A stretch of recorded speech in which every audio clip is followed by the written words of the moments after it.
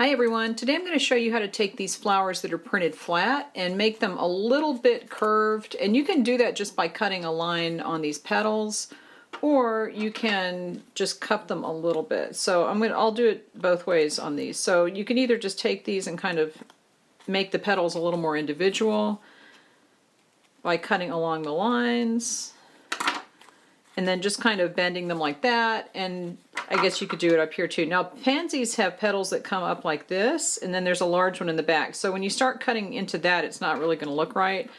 But one thing you could do is cut like this, and then on the back of this where the ink is not printed, just take a very, very minimally damp paper towel. You don't want this to be wet because wafer paper will melt when it gets wet, and just kind of brush that.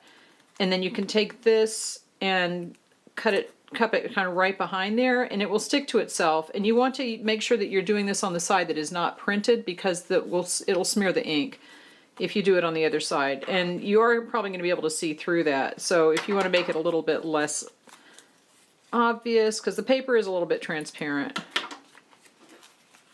just take this here, and you can cut a little bit off of this to thin it out a little bit. And then just cup it here and hold it. I'm not holding this on the camera. Just cup it and hold it just a tiny bit, and that'll give it a little bit of shape. But you can also do this here if you want to wet the back and hold it. And see, this one popped off. You have to hold this until it holds on to itself. But that's basically how you do it. You just have to do that, and okay, if it pops off itself, you can also do this with a little bit of corn syrup because that's stickier. But you just want to basically make it wet, because the paper will get sticky when it gets wet, just a tiny bit damp. And that's because it's made from potato starch. And by doing this, you can cup the flowers a little bit like that and give them a bit of a shape. When they're sitting on the cupcake, they'll be more rounded. And the wafer paper is slightly transparent, so you can see through here where the light's coming through, where that overlap is happening. But if it's sitting on a cupcake and there's no light coming in the back, it's not really going to be that obvious. I will do it one with these. Let me see. For this one, I'm just going to do the bottom section. Again, I'm going to make the back just a little tiny bit damp.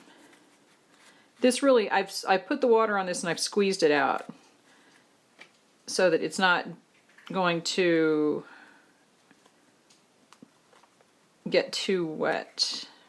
And this is a little too wet because I can feel that it's kind of it's not melting, it just gets very soggy. Wafer paper will get soggy. But just by doing that, it gives it a bit of a shape. So you can see it's got like a tiny bit of a cup shape. And you can do this with any kind of flower. If you have like a large daisy or something, just cut one side and overlap it like that a little bit. So I'm just doing it with the pansies to show you. But that's basically how you do it. And again, if these come off, just do it again. Or you can use a little bit of corn syrup that's a little stickier, and that will help it to stick more than the water will. Okay, leave me any questions and I will answer them when I get a chance.